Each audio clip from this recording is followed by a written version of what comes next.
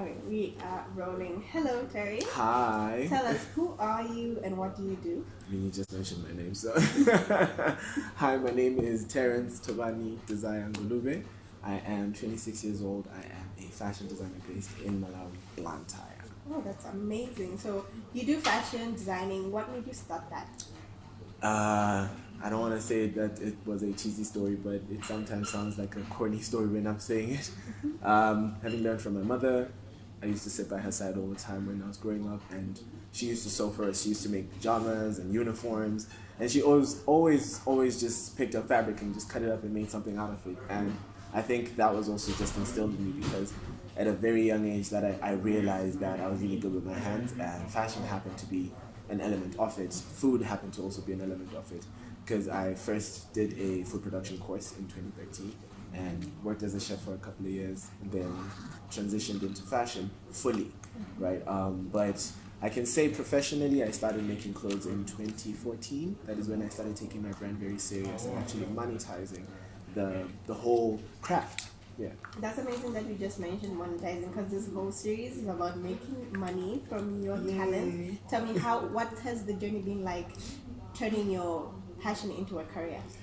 Turning my passion into a career has been very funny and very full of life, really, because I've experienced so much, having been a part of the team, the creatives, right, which built Wafe, the street fashion show that happens here in Blantyre. And last year we had a show in Lilongwe, which is amazing, but it's just an element of being a part of the fashion industry, being a part of a whole other group of creatives, people who are like me, people who are like-minded. That for me has been the beautiful side of being in my passion and actually reveling in it. And then comes having to find clientele, having to make, a lasting impression on people for them to keep coming back over and over again. Having to build not only a brand that is recognized by the aesthetics, the colors, the vibe, but also building something that means something to me. Because at the end of the day, my passion still stays true to me, and I still stay true to myself by trying to make sure that I don't do what the masses are asking, especially if it comes to my craft. It's a little tricky because having to balance your creativity and what the public wants has been very tricky, right? People are very tricky. I think I've used the word tricky one too many times already, but having to learn how to balance that's what has made my brand and my business to get to where it is right now, for me to get to where I am and actually continue growing, because I have learned over the years that balancing that means I still get to make money, but at the same time still get to have my creative freedom, which is not easy. And I appreciate all my clientele that I have for just believing in me and actually giving me the opportunity to show them that what I say I can do, I do it, and I do it better than I actually probably said I did. I mean, I'd hope they say that. I'd hope they say that about me, Okay, so what challenges have you faced? What challenges have you faced growing your brand and your business? Oh man, I think staying in the business itself has been a challenge. Like you said, like we've been saying, passion is solely at the forefront for me, right? It's one of the most important elements of me staying true to my business and staying true to my brand. But learning to balance my passion and the clientele's needs and meeting the clientele's needs, it has been very tricky because I used to be very stubborn. I think I still am very stubborn with my work as well, because I want to stay true to my creativity. I do not like copy paste, because copy paste, what it does is it lacks my personal touch, and I want to put my personal touch in my work. In as much as you might come with an idea, I'd love to put a little bit of myself in there so that my work can carry a story. When you wear it, even if maybe the logo is not there or the tag is not there, you will remember. It will bring you memories. I think clothes, food, experiences are like memories that, when you pick up a certain book, you're like, I remember the time I read this, it did this for me, this experience, I experienced this. I want the clothes to be the same thing. I want the brand to be the same thing. So finding people who could understand that and actually understanding that in myself as well has been very tricky, right? Again, going back to wanting to monetize it, because I'm an adult. I cannot expect myself to live off my parents or live off of, live hand to mouth. I can't do that. Let's wait for that. Yeah. I was on the roll. I love that point you just. I remember when I told you, when I asked you to design for us, I told you, do you. Because I also believe that I hate it when someone asks, like I create content, yes. So social media content and stuff like that. Like, give me what's in your head, but let me execute it the way I feel best. It will be executed. It should have a touch of me. Yeah, I told you that. Yeah, remember that? Exactly. Yeah. Because you're like, so what do you want? And you're like, no, it's not that. It's not a matter of what I want. Exactly. I want you to give us something. So that's why I chose this, because literally when you were texting me yesterday, I hadn't cut anything, I hadn't done anything, but I had the idea in my head that I was actually going to make these. I actually wanted to make them tie-dye, but I ran out of paint, right? So I didn't get the chance to do the tie-dye because it takes about 2 days to batch for it to come out the way I want it to come out. So I didn't get the chance to do that, but then... But yeah, let's continue. Where was I? You went back to monetization. The point behind it. Learning to monetize a passion, right? Learning to monetize that passion and that staying true to myself element, right? It became very difficult because everybody wants something that they want, right? But having to convince someone that, I can actually present something to you, or give me ideas and let me make it in my element. And in the end, when the people come for fittings, I still hold my breath up until today, right? They come through and they put it on, and I'm there thinking, I hope this fits, I hope this fits, I hope this sits well, and it does. And they're like, wow, okay, you were right, and then you see the confidence and the sparkle in their eyes when they actually enjoy that.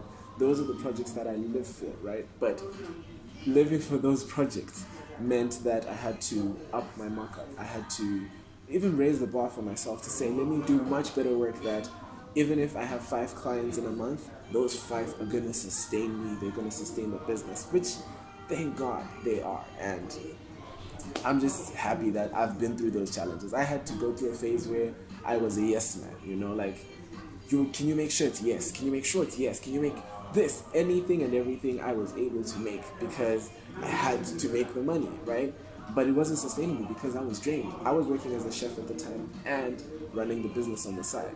Now you get to realize that this is taking up quite a lot of my time. I'm working 10-hour shifts at the kitchen. I'm standing all the time. And then I get home and I have to make these clothes. In the morning I have to deliver them before I get to work, It became so much and too much that it wasn't sustainable. It wasn't sustainable. But then understanding myself, and that was a very big challenge. Understanding myself and saying I made a vow to myself at a young age to branch out and give myself the confidence to actually stand on my own. So I've been running my business, without any other job from 2017.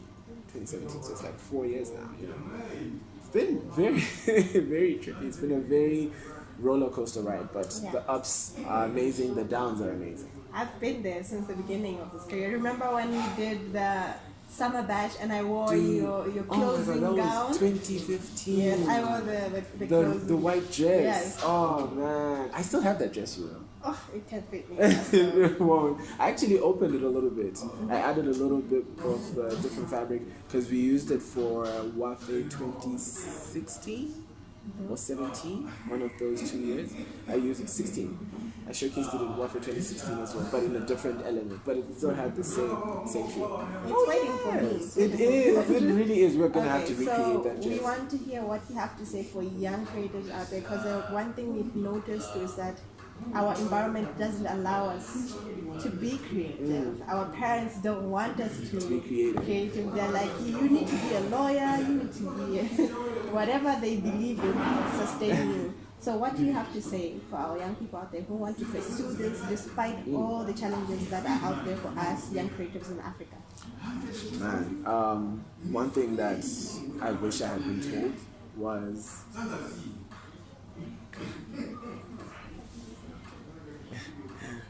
one thing that I wish I had been told at a younger age, one thing I wish I had been told at a younger age would definitely be that loving what you do is far much more important, and it will push you further. It will make you think much more clearly than just doing what you love, right?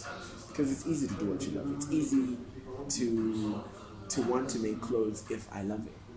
But to love making clothes, I will not see time, right? I will sit there and I work late into the night, sometimes 3, 4 a.m. and I'm still working. I hear my parents waking up going to work and I'm still working.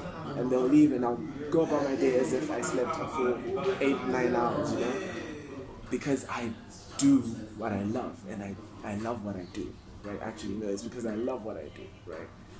So loving what you do, no matter what job you're in. No, because you see, you can be working a desk job and it is your passion. If you're passionate about that, you wake up every morning and you're excited to go to work.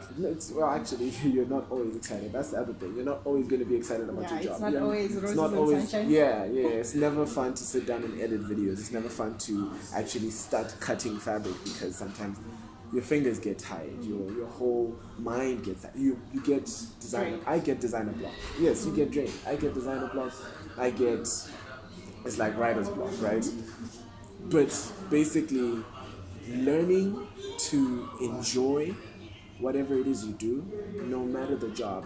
And as a creative, it's even worse because it's your passion, right? As a passion, I live and breathe fashion. I live and breathe clothes and ideas.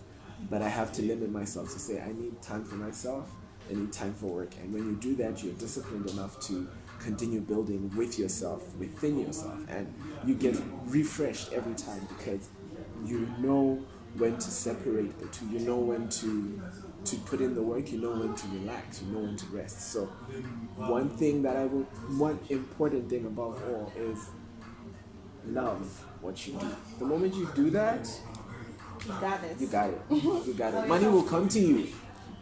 Because I mean, okay, I will give this example, right? Yeah. I make these reversible hoodies. That's another staple in my brand. Besides the cardigans, besides my grandmother's pleated skirts. These hoodies go for 35 to 38k Malawi kwacha. I sold it for double that when I was in Ghana. Mm-hmm. And I know that I could sell it for triple in a certain market, right? That just goes to show the value of the product itself, the value of me as the product, right? Like I'm saying, if you are in a space where your passion drives you to do good and to keep creating and to keep building, you will find yourself having these markups because you can only imagine how much it would sell for in the right market, in the ripe market, you know. It's possible. Once you keep working, once you keep building. At first, I didn't sell it for that. The first one that I made in 2017, I sold that for 18,000, and I was like, "Whoa, that's so expensive! Oh my god!" Mm-hmm. But it's been growing and it's been building up, you know. And it's now at a place where when people say, "How much is this?" I mention the price. Oh, okay, and you're like, "Yeah, this could go for more," you know, because there's. And I keep getting better. Like you said, Ghana has done quite a good job, mm-hmm. right? Things have gotten better, things have gotten smoother, the design elements, the thought process behind it, it's become even more intentional. So having that element and having that understanding just goes to show that in the right market, my product can go for this much. Already it's going for this much, right? So just building towards getting it there means I'm still growing in it and I'm enjoying it as I grow. You will see it. You will see. Money will come. Okay, so where can we find you for scholars that are interested to follow your journey? You can firstly follow my YouTube channel at original_Terry, and all my socials are all under the same handle. Twitter, Instagram, Facebook, TikTok, LinkedIn. If you want to email me as well, all at original_Terry. All in lower caps. Yeah. Thank you very much for meeting us and talking to us, young creatives. We love your work and we wish only success for you in the near future. Thank you so much. Bye. Bye. The way we think alike. You see this thing you're saying about pricing. Mm-hmm. I was talking to Duno when I introduced the bonnets, right? I priced them at 5,000, knowing very well that bonnets right now you can get one at 2,000. Duna said to me, Sandra, this is Too Malawi. expensive, yeah. This is Malawi. No one is gonna buy it. That's what she said. I was like, Wait and see. you don't go into a Ferrari store and be And like, I your have car is mine- expensive, yeah. Hyundai is It's cheaper. 100,000. Then Said go it to like Hyundai.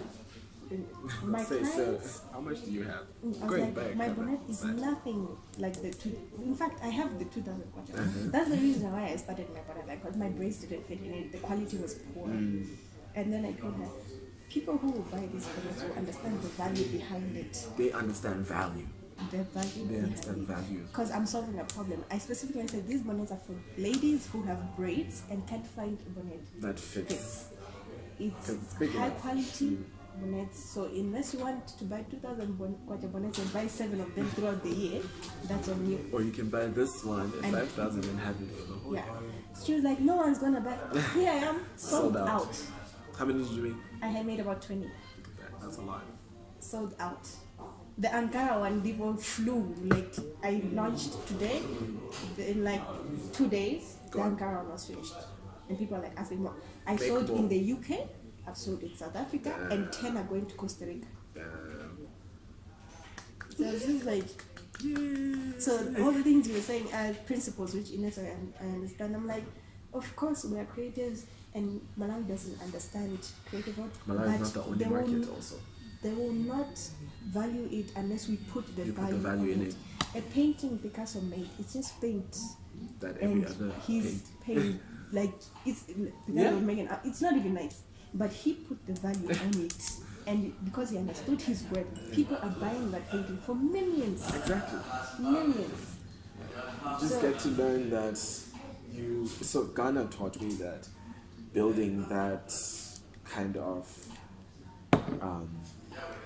custom, right? Building that kind of communication system is there because the arts are not just the arts just because there's a whole community, right, of artists. There's a whole community of creatives that support each other, that are always having conversations like this, that are always meeting up to share. If you have a collection that you're putting out, you have a small gathering and you have people there, put it in the news, they write about it on magazines. There's fashion bloggers, fashion vloggers, people who actually fill front row seats at fashion events because of who they are on social media, the following that they've built. There's that community. But here, we're still asking each other the question of, is there a celebrity in Malawi in 2021? We're still asking each other that because we see each other all the time. Yeah, true. But the rest of the world still has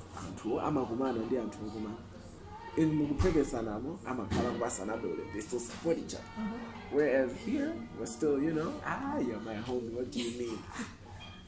And also another thing that I've seen is that people don't want to collaborate. I feel like people within the same field should be able to work each other because we have different audiences, Well, actually, we have different audiences that want different things. Yeah. And sometimes just because people are following me for vlogs, maybe they also want an outfit. Yeah. Maybe they also want music. Maybe they, so Just like, connecting let's everybody. connect. Yeah. My channel, if like an artist wants to put a song and I'm vibing with that, that song, I will put it as my soundtrack and I'll give them a shout out. Yeah. For example, when I was doing this giveaway, I was like, I specifically want to work with young Malawian creatives. Because we lack that spirit of, and we Don't put each other up. Yeah, we don't put each other up. Sandra like, We get with Yeah. why? We don't want to see each other go up. We Yeah. just want to Yeah. But we need to Space for push each everyone. other anyway. There's so much space. There's so much Especially for Malawi, it's a space, growing especially for market. Malawi. There's so much space. So I'm glad we have the same mindset. I still can't believe that dress is alive. It is. I don't know why I haven't walked Wafi. Why haven't I walked Wafi? It's in my Short. figure. You're short. Yeah, You're and short. I've walked other places. Yeah, but you're short for Wafi. I'm very strict about my mom. You're racist about I it. am. I really am. When it comes to Wafi, it became even worse when was that last year? Because I was like, only tall girls, only tall guys. Is Sharon still modeling? Yeah, but she's an essay. Oh, I didn't know she was in this. She's been in essay for years. She went last year. It's only her second Is she working or school? So doing her bachelor's in communication. arts education. When's the next one for you to cover it? We're not sure yet. I don't know if I have I've it been this here, year. but I think. It might, if it happens. I it might be loved the towards street idea. What happened to that? The city council doesn't want to give us the street anymore, and Vic Ave is now a one-way, so we can't use that street because that's the only street out of town. Wait, have you ever attended Wafe Talk? Or do you even know what Wafe is? Yes, but I've never been there. I've only seen pictures. I've been to two. Which one? Hey, 16 and 17. no, 15 I wasn't and here. I was here. I left 2016, so So the two ones 15 and before 16. that. It's starting to fade from me. I don't remember the first one so well. It's a blank. Yeah, but it's a great initiative. It's powerful and strong. Yeah, just still bitter that I didn't work it. So Very expensive. You could host it. yeah, I could do that. Hey, but you know, I don't know if Or you could host red carpet. which one is out. Like you could host the red carpet. Thank God the music is starting now, not when And with that, ladies and gentlemen. yeah, just let